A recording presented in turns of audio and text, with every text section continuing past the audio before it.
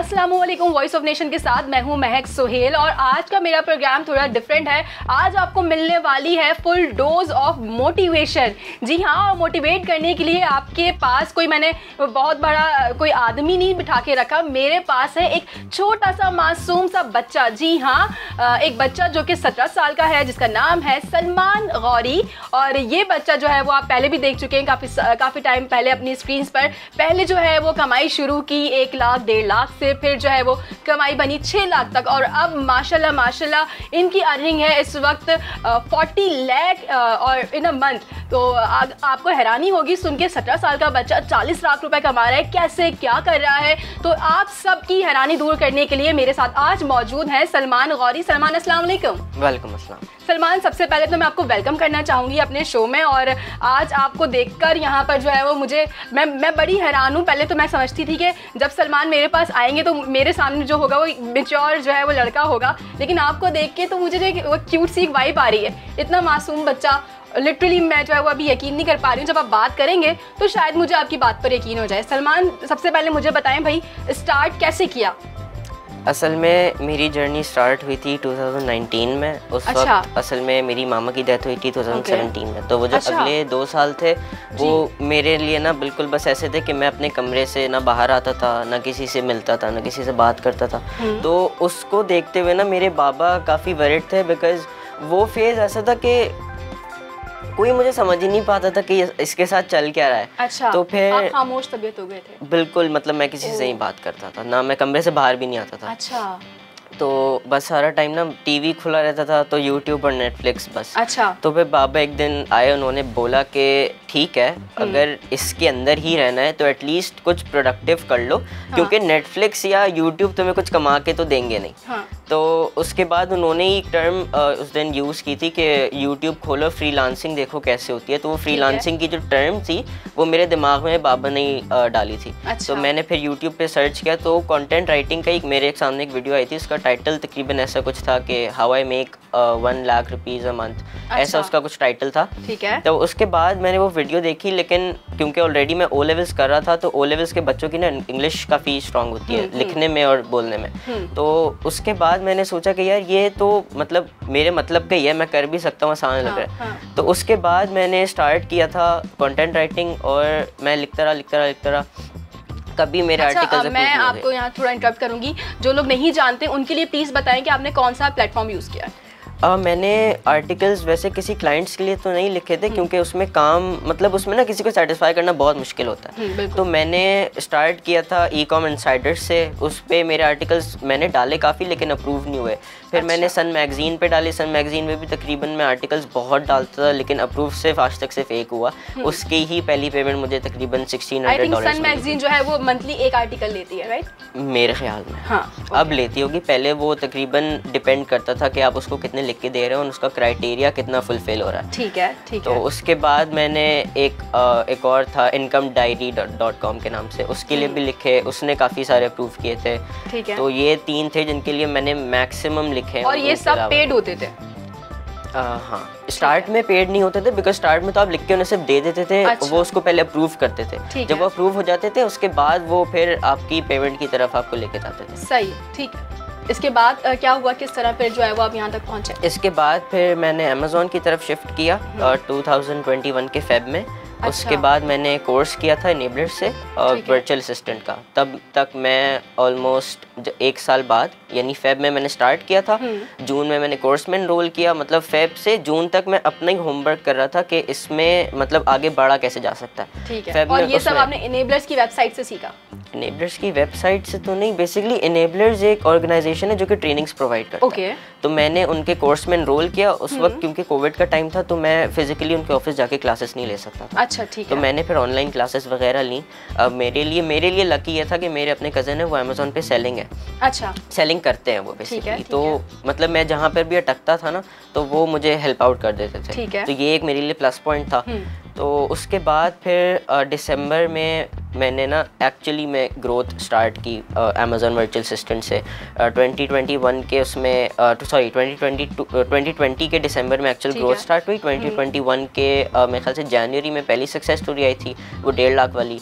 उसके बाद जुलाई में आई 6 लाख वाली, उसके बाद अब है वो मींस के 6 महीने का गैप था और आपने जो है वो 1 लाख से 6 लाख तक जो है वो जंप कर लिया। असल में ये इस चीज़ ने मुझे इसमें काफ़ी फैसिनेट किया था बिकॉज एट दैट टाइम मेरा ओ लेवल्स स्टार्ट ही हुआ था। मैं O2 में था उस टाइम पे, मैंने ओ लेवल्स के अपने एग्जाम्स भी नहीं दिए थे। तो उसमें हुआ ये था कि मतलब मैंने ये रियलाइज़ किया कि अगर फॉर एग्जांपल मैं इस स्टेज पे, मतलब ओ लेवल्स भी नहीं हुआ हुआ, यानी आप मैट्रिक पास भी नहीं कराएंगे, तो अगर इस स्टेज पे मैं जाता हूँ किसी रेप्यूटेड कंपनी में कि मुझे जॉब दे दो, तो मुझे कौन सी पोस्ट पे रखते हैं, वो मुझे कितनी सैलरी ऑफर करते हैं। तो ये सोच के फिर मैं आगे बढ़ता रहा कि यार मतलब कोई भी अगर मैं किसी फर्म में भी जाता तो मैक्सिमम भी कितने ऑफर कर देते, मैक्सिमम भी अगर मैक्सिमम करते तो लाख कर देते या 70,000, मतलब वो स्टेज था और 6 लाख का एक स्टेज था।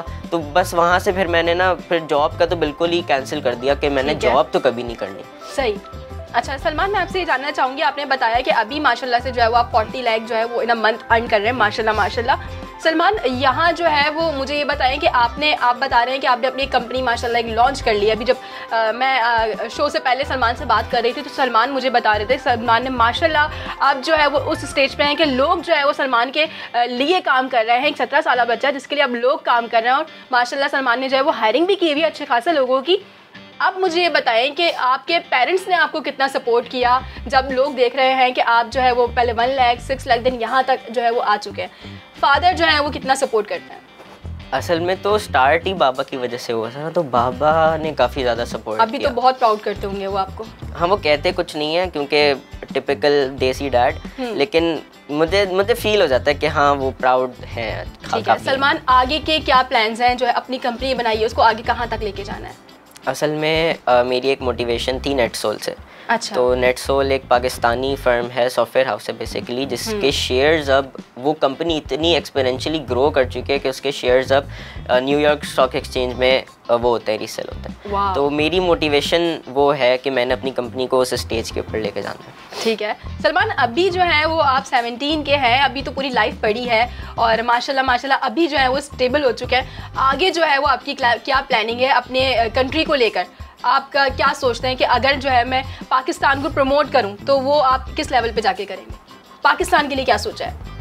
अभी तक मतलब इतना कुछ प्लान है नहीं, बिकॉज़ मैंने ये सोचा था, मतलब कंट्री की तरफ से ना मुझे सिर्फ एक इशू है कि मतलब मेरी एज की वजह से ना मेरा बैंक अकाउंट बन सकता है, हाँ। ना मैं कंपनी ऑफिशियली रजिस्टर कर सकता हूँ। ये भी जो मैंने कंपनी बनाई है वो मैंने बाबा के नाम पे रजिस्टर कराई है। अच्छा, तो मैं मतलब मेरे लिए इतनी लीगैलिटीज़ हैं कि मैं कुछ भी अगर चाहूँ भी ना तो परस्यू नहीं कर सकता।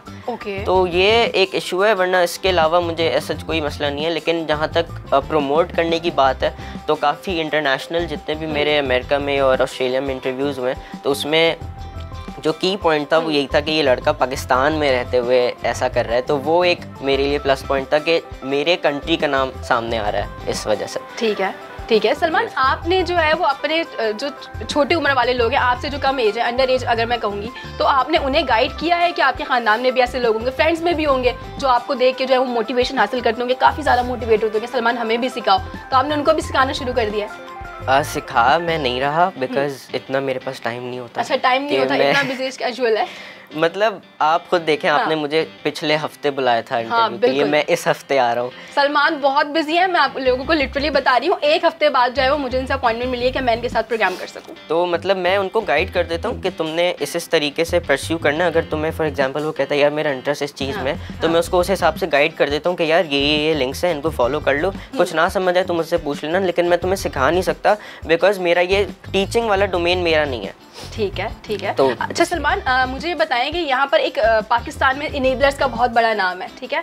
तो इनेबलर्स से जो है वो आपने कोई कोलैबोरेशन किया है कि भाई मैं जो हूँ वो यंगस्टर हूँ, प्रमोट कर रहा हूँ, तो ऐसा कुछ हुआ है? नहीं, ऐसी कोई ऑफिशियल कोलैबोरेशन नहीं हुई अभी तक नहीं है। आगे हम देख रहे हैं कि कभी कुछ ऐसा हो सकती है, मतलब I am open to it, लेकिन अभी तक ऐसा कुछ नहीं हुआ। अभी तक ऐसा कुछ नहीं। अच्छा सलमान, मैं जानना चाहूँगी, आपने हमें ई-कॉमर्स वेबसाइट का बताया कि वहाँ जो है अमेज़ॉन सबसे बड़ा नाम, जो आप अमेज़ॉन पे सेलिंग कर सकते हैं। कौन से कोर्सेज हैं जो यंगस्टर्स देख रहे हैं, जो जिनको आप गाइड करेंगे कि आप ये कोर्स करेंगे, आपके लिए अच्छा है? अगर फॉर एग्जाम्पल एक MBA करा हुआ लड़का है और उसकी सैलरी जो है वो 50,000 या 60,000 है, लेकिन वो कमाना चाहता है, वो उसकी फैमिली जो है वो नहीं अफोर्ड कर पा रहा, तो आप क्या गाइड करते हैं? MBA करे हुए लड़के के लिए कौन सा कोर्स होना चाहिए? अगर कोई मेडिकल की फील्ड का है तो उसके लिए वो कौन सा कोर्स ले, तो प्लीज़ गाइड कीजिए। देखिए, आपकी जो भी डिग्री है, आपकी जो भी एजुकेशन है, उसका आपकी स्किल की लाइफ से कोई लेना देना नहीं है। मतलब मैंने इंजीनियर्स को भी अमेजोन पे वर्चुअल असिस्टेंट का कोर्स करके आगे सर्विसेज देते हुए देखा है, मैंने डॉक्टर्स को भी देखा है। तो इससे आपकी स्किल की लाइफ का और आपकी एजुकेशनल बैकग्राउंड का उससे कोई रिलेशन नहीं है। दोनों बिल्कुल डिफरेंट है, दोनों बिल्कुल डिफरेंट है। और आप मतलब डॉक्टर बन के भी आप अमेजोन की फील्ड में आ सकते हैं, तो वो बिल्कुल मैटर नहीं करता। ठीक है। मतलब मेरी तो अभी कोई फील्ड ही नहीं है, मैं तो सिर्फ अभी ए लेवल्स कर रहा हूँ, तो वो ए लेवल्स कहलाएगा इंटर, आई गेस मैट्रिक में। तो इंटर के बच्चे का तो कोई वो ही नहीं होता, तो मैं अगर कर सकता हूँ तो फिर बाकी भी इसमें कोई इशू नहीं है कि आपकी एजुकेशन क्या है। ठीक है, आप बता रहे हैं कि VA सबसे ज़्यादा इंपॉर्टेंट है। ठीक है, अगर हमने स्टार्ट करनी है ई-कॉमर्स वेबसाइट पे आके अमेजोन के लिए हमने काम करना है, तो हमने पहले VA करना है, देन उसके बाद VA इम्पोर्टेंट नहीं है। बेसिकली VA उन लोगों के लिए है जिनके पास एक इन्वेस्टमेंट नहीं है। फॉर एग्जाम्पल, अमेजोन पे काम करने के लिए ज़रूरी नहीं है कि आपके पास एक बड़ी इन्वेस्टमेंट हो। जैसे जब मैंने स्टार्ट किया था तो मेरे पास कोई इन्वेस्टमेंट नहीं थी, इसीलिए मैंने VA से स्टार्ट किया था। अगर मेरे पास इन्वेस्टमेंट होती तो या तो मैं होलसेल से स्टार्ट करता, या फिर ड्रॉप शिपिंग से स्टार्ट करता, या फिर PL से स्टार्ट करता। ठीक है, तो ये सिर्फ बच्चों के लिए, क्योंकि बेसिकली बच्चों के पास इन्वेस्टमेंट होती नहीं है। बिल्कुल, तो वो ये कर सकते हैं। ठीक है, अच्छा होलसेल के बारे में थोड़ा बताइए, ड्रॉप शिपिंग के बारे में भी मैं जानना चाहूँगी।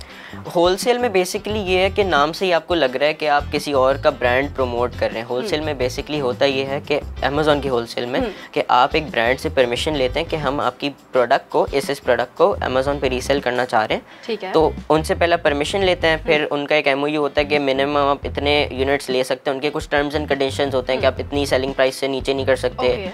ये सब करने के बाद, सारी फॉर्मेलिटीज़ के बाद आप रीसेल उसको कर रहे होते हैं। तो ये है बेसिकली अमेजोन होलसेल। ठीक है, इसमें कोई अमाउंट रिक्वायर्ड है? इसमें तकरीबन जो कहते हैं लोग कि आप 3,000-4,000 से स्टार्ट कर सकते हैं, लेकिन ऐसा नहीं है। बिकॉज किसी भी बिज़नेस को स्टार्ट करने की बात नहीं होती, किसी भी बिज़नेस को स्टार्ट करके उसको स्केल करने की बात होती है। ये कोई मार्केट में आपको बताता नहीं है। सब आपसे ये कह देते हैं कि नहीं $3,000 में हो जाएगा, और इसी चक्कर में लोग हज़ारों डॉलर इन्वेस्ट करके डूब जाते हैं। बिकॉज उनके पास कोई विजन ही नहीं होता, उनको कोई सही विजन दिखाया नहीं जाता कि उनसे कहते हैं कि $3,000 से हो जाएगा बस। असल में ये है कि आपके पास $3,000 स्टार्ट करने के लिए ठीक है, लेकिन बैक पे आपके पास एटलीस्ट $8,000 से $9,000 और होने चाहिए, ताकि आप उस बिजनेस को जो आपने खड़ा किया है उसको स्केल कर सकें। ये कोई आपको बताता नहीं है, और इसी वजह से जो नए लोग आते हैं वो उनके पैसे डूब जाते हैं। ठीक है, अच्छा आप मुझे ड्रॉप शिपिंग के हवाले से बताइए। अब ड्रॉप शिपिंग के तो काफ़ी सारे लोगों के दिमाग में नज़रिए हैं कि कोई कहता है हराम है, कोई कहता है हलाल है। हराम इन द सेंस ये कि वो कहते हैं कि इसमें तिजारत नहीं हो रही। अच्छा, मतलब ये कि आपके पास आपकी प्रोडक्ट की इन्वेंट्री नहीं है, आपके हाथ में नहीं है। तो उसमें तो ऐसा है कि ना होलसेल में आपकी इन्वेंट्री आपके पास है, बिकॉज वो तो अमेजोन के वेयर हाउस में पड़ी हुई है, और PL में भी ऐसा ही है कि वो अमेजोन के वेयर हाउस में रखी हुई है। तो इस तरह तो ये भी हराम है फिर। लेकिन ड्रॉप शिपिंग करने के तरीके बहुत सारे हैं। कुछ लोग ये करते हैं, मैं नाम नहीं ले रहा जहाँ पर होता है ये, लेकिन ऐसे शहर हैं पाकिस्तान के जहाँ पे सिर्फ और सिर्फ ड्रॉप शिपिंग ही होती है। और वो ड्रॉप शिपिंग 90% मैं ऐसे कहूँगा कि वो हराम तरीके से होती है। बिकॉज वो लोग करते ये हैं कि फॉर एग्जांपल मैंने मैकबुक की लिस्टिंग बनाई, और मैकबुक का मेरे पास ऑर्डर आता है, मैं उनको कोई लेनोवो का थिंकपैड भेज देता हूँ। फिर वो कहते हैं कि हमें रिफंड दो, तो हम रिफंड भी नहीं देते, और इसी तरह कर करके हम 10-12 ऑर्डर्स फेक करते हैं। हमारे अमेजोन का अकाउंट सस्पेंड होता है, हम नया अकाउंट बना लेते हैं। ठीक है, अच्छा सलमान, इससे पहले जो था वो ये था कि हम पाकिस्तान में अमेजोन का अकाउंट नहीं बना सकते थे। एग्जैक्टली। और अब जो है वो अमेजोन रजिस्टर्ड हो गया है। अब बेसिकली आप अमेजोन पे, मतलब पाकिस्तान की डिटेल्स पे बैठे हुए आप अमेजोन पे अकाउंट बना सकते हैं, कहीं पे भी दुनिया में कहीं पे भी बना सकते हैं। ठीक है, ये तो बहुत बड़ी न्यूज़ है, और पहले ऐसा नहीं था। और अब जो है वो हमारी गवर्नमेंट ने जो है, पहले वो इतना सीवियर था कि अगर आप अपने किसी क्लाइंट का भी अकाउंट अगर पाकिस्तान में मेनली एक्सेस करते हैं ना, तो वो उसका अकाउंट सस्पेंड कर देते थे। ओह, आपके क्लाइंट का अकाउंट सस्पेंड हो जाता था? बिल्कुल ऐसे ही है, बिकॉज वो ब्लैक लिस्ट में था उस वक्त पाकिस्तान। अच्छा, ग्रेट। अच्छा सलमान, आप यहाँ मौजूद हैं, तो मैं आपकी मौजूदगी का फ़ायदा ज़रूर उठाऊंगी, और जो हमारे व्यूवर्स देख रहे हैं उनके लिए जानना बहुत ज़रूरी है कि जब VA में हम किसी क्लाइंट का अकाउंट देख रहे होते हैं, तो उसमें जो है वो क्या क्या चीज़ें हैं जो ज़रूरी होती हैं समझने की हमारे क्लाइंट के लिए, कि हम अगर एक क्लाइंट हमारे हाथ में आ गया, ठीक है, हम उसका काम कर रहे हैं,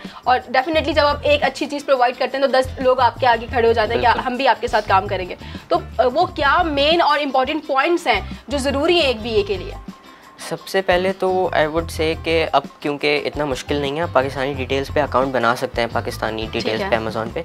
तो मैं ये कहूँगा कि अपने लिए एटलीस्ट एक इंडिविजुअल अकाउंट अमेज़ॉन पे बना लें पाकिस्तानी डिटेल्स पे, क्योंकि वीए जितना भी सीख ले, जब उसके सामने एक एक्चुअल अकाउंट आता है ना तो फिर उसके हाथ पैर फूल जाते हैं। मुझे पता है क्योंकि मेरे साथ भी हुआ था। अच्छा, स्टार्टिंग में हमेशा होता है। तो आप अपने ही डिटेल्स पे अपने लिए एक अकाउंट बना लें, ताकि आप उस सेलर सेंट्रल को देखते रहेंगे ना, आप उसके साथ वाकिफ हो जाएंगे कि क्या चीज़ किधर है, क्या चीज़ कैसे होती है। तो आपको इतनी मुश्किल नहीं होगी अपने क्लाइंट्स के अकाउंट को संभालने में।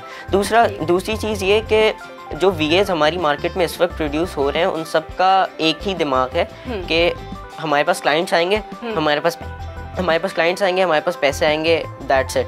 लेकिन उनको ये नहीं समझ आता कि उनका जो क्लाइंट है वो अपनी क्या पता ज़िंदगी की सारी कमाई उस अमेज़ॉन के अकाउंट में डाल रहा है, या वो बिल्कुल जमा पूंजी अपनी माँ बाप से पैसे लेके या अपनी अम्मी का जेवर बेच के उसमें पैसे डाल रहा है। ये उनको रियलाइज़ नहीं होता, और क्योंकि उनकी नॉलेज कम है ना, तो फिर वो सही से हैंडल भी नहीं कर पाते उस अकाउंट को। मतलब जब मैं अपनी कंपनी के लिए हायरिंग्स कर रहा था स्टार्ट में, तो कुछ मेरे सामने ऐसे लोग आए थे कि मतलब उनसे जब इंटरोगेशन की गई कि आपके पुराने क्लाइंट्स के साथ कैसा एक्सपीरियंस था, तो ये सामने आया कि असल में काम उनको कुछ नहीं आता था, बेसिक चीज़ें उन्होंने सीख ली, उनको मतलब उनकी कम्युनिकेशन स्किल्स ठीक थी, बेसिक चीज़ें आ गई। अब उनके पास क्लाइंट्स आए, तो क्लाइंट्स के लिए उन्होंने फॉर एग्जांपल अगर पीएल की मैं बात करता हूँ, तो पीएल की जब प्रोडक्ट हंटिंग और सोर्सिंग का फेज़ कंप्लीट हो जाता है, तो उसके बाद एटलीस्ट 3 महीने लगते हैं आपका अमेज़ॉन का अकाउंट लाइव होने में, कि आपकी प्रोडक्ट जब चाइना से यूएसए या यूके जा रही होती है तो ट्रांजिट में इतना टाइम लगता है। ठीक है।